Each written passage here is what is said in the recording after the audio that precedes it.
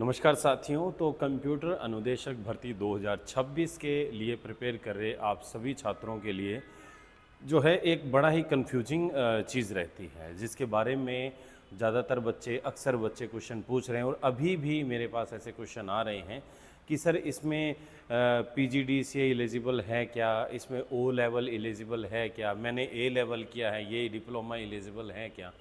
तो इस विषय के लिए फिर मैंने सोचा कि क्यों ना इसके लिए एक अलग से सेशन और बना दिया जाए, तो उसी को हम लोग यहाँ पर डिस्कस करेंगे। देखें, सबसे पहले अगर मैं बात करूँ तो बहुत सारे बच्चे अभी कंप्यूटर अनुदेशक के लिए जुड़ चुके हैं, ऑलरेडी प्रिपेयर कर चुके हैं, और अभी आगामी मंडे को हम लोग हमारा जो बैच है उसको स्टार्ट भी कर रहे हैं, और बहुत ही पूरे प्लान्ड बैच है, बहुत ही तरीके से हम लोग वहाँ पर डिस्कस करेंगे। अब ये बात आती है कि देखो, लास्ट ईयर जब एग्ज़ाम हुआ था, लास्ट टाइम जब एग्ज़ाम हुआ था, उस समय बहुत सारे बच्चों ने एग्ज़ाम भी भर दिया था। कुछ लोगों में कन्फ्यूज़न था, इस कन्फ्यूज़न की वजह से सारा पेपर भी क्रैक हो गया था। But at the time of DV document verification के टाइम पे उनको पता चला कि ये फ़लाना XYZ सर्टिफिकेट मेरे पास है ही नहीं, इस वजह से वो एलिजिबल नहीं हुए थे और वो उस एग्ज़ाम से बाहर हो गए थे। तो यहाँ पर हम लोग जो है उसी शंकाओं को, उन्हीं डाउट को दूर करने के लिए ये छोटा सा सेशन मैं आपके लिए लेके आया हूँ। तो पहले तो देखो, आप सब लोगों से एक रिक्वेस्ट मैं ये भी करूँगा कि आप लोग जुड़े हुए हैं तो एक बार आप कमेंट के अंदर अपने जो सुझाव हैं, अपने जो व्यू हैं, जो भी आपको दिक्कतें आ रही हैं, उनको ज़रूर लिखा करो। हर कोई व्हाट्सएप पे फिज़िकली कनेक्ट नहीं हो पाता है, बट आप लोग अगर कनेक्ट करना चाहते हैं तो आप व्हाट्सएप के अलावा हमारा जो यहाँ पर कमेंट सेक्शन है उसका यूज़ कर सकते हैं। अब यहाँ पर बात आती है एलिजिबिलिटी की। देखिए, अगर मैं एलिजिबिलिटी की बात करूँ तो हमारा जो एग्ज़ाम है इसको दो कैटेगरी के अंदर इन्होंने डिवाइड किया है। ठीक है, दो कैटेगरी के अंदर कैसे, देखिए, एक हमारा हो जाता है सीनियर का और एक हो जाता है बेसिक का। तो सीनियर, सिंपल सी बात है, देखिए, जब सीनियर बड़ी वैकेंसी है, बेसिक छोटी है, तो सीनियर के लिए यहाँ पर जो है वह काफ़ी एक क्राइटेरिया हो जाता है, वो है मास्टर डिग्री।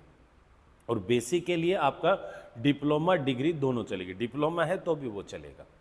भाई, आपकी डिग्री तो है, कोई दिक्कत नहीं है, कंप्यूटर में नहीं है, बट आपने कंप्यूटर के अंदर एक XYZ फॉर एग्जांपल डिप्लोमा किया है, तो वो वहाँ पर एलिजिबल हो जाता है।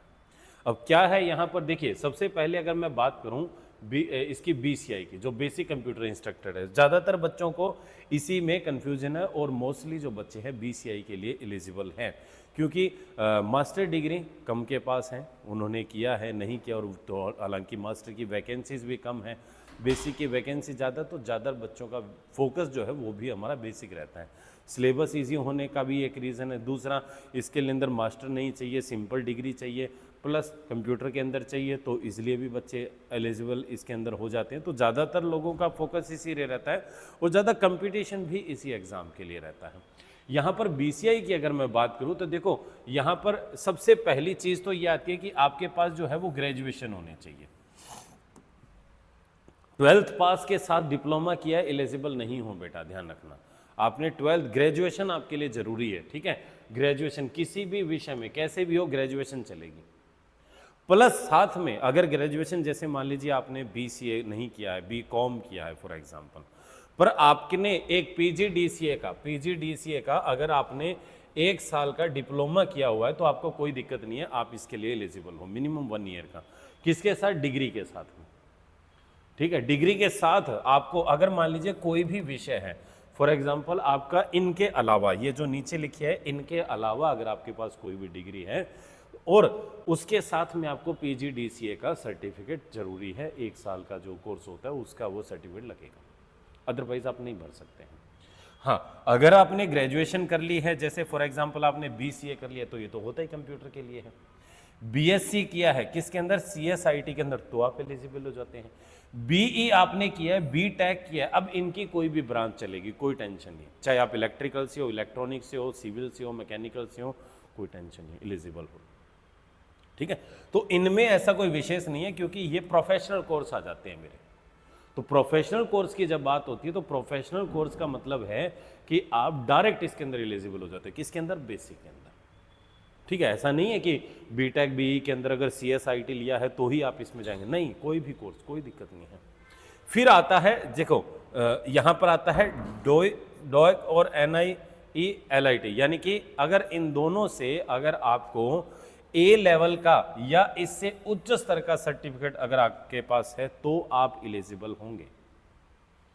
ए लेवल का अगर आपके पास सर्टिफिकेट है या इससे ऊपर है तो आप ले। अच्छा, ओ का नहीं है, ध्यान रख लेना, ओ लेवल वाले मान्य नहीं है। ये ओ लेवल वाले तो फॉर्म ही मत भरना, मैं बता रहा हूं, क्योंकि ओ लेवल वाला वो आईए का जो एग्जाम होता है ना, सूचना सहायक का, उसमें एलिजिबल है। तो बच्चों को लगता है कि जब सूचना सहायक में हम लोग एलिजिबल पे थे, यहां भी है, यहां नहीं है बेटा, ध्यान रखना। ओ लेवल वाले नहीं है, या ए लेवल होना चाहिए या ए से ऊपर का वो लेवल होना चाहिए, तो आप हो, या फिर आपका कोई प्रोफेशनल डिग्री हो, या फिर आपकी डिग्री प्लस पीजीडीसी आपके पास होना चाहिए। अच्छा, डिग्री तो है ही, ग्रेजुएशन तो होनी ही चाहिए, विदाउट ग्रेजुएशन मतलब ही नहीं है, क्योंकि ग्रेजुएशन तो मिनिमम एक तरीके से मैं कहूँगा क्राइटेरिया है जो आपको फुलफिल करना है। तो बेसिक के अंदर ज़्यादा दिक्कत थी, तो मेरे ख्याल में अभी क्लियर हो गया। और सीनियर की अगर मैं बात करूँ तो सीनियर में इतना कुछ नहीं है। सीनियर में फिर आपको एमसीए मास्टर डिग्री चाहिए पहली बात तो, और सीएसआईटी के अंदर होनी चाहिए, ठीक है। अगर एमसीए एमएससी है तो सीएसआईटी, और अगर मैं प्रोफेशनल की बात करूं जैसे एमई एमटेक है तो फिर कोई दिक्कत नहीं है, तो चाहे आपकी सीएसआईटी एसीई इलेक्ट्रिकल है ना, टेलीकम्युनिकेशन कोई भी हो, कोई दिक्कत नहीं है, फिर चलेगी, कोई टेंशन नहीं। बीटेक वालों के लिए कोई भी पर्टिकुलर कंप्यूटर का सब्जेक्ट या ब्रांच मेंशन नहीं है, वो सब चलेगी। ये ब्रांच किसके लिए, जो बीसीए एमसीए वगैरह करके आए हैं। एमएससी किया है तो वो आईटी में होना चाहिए, उसका कोई कंप्यूटर होना चाहिए सब्जेक्ट। और बीसीए एमसीए तो वो तो डायरेक्ट है, वो तो होते ही कंप्यूटर के, तो बीसीए एमसीए में कोई चक्कर नहीं है, वो डायरेक्ट आ जाएगा। मास्टर ऑफ कंप्यूटर अप्लायंस वो होता है ना उसमें, तो इसलिए।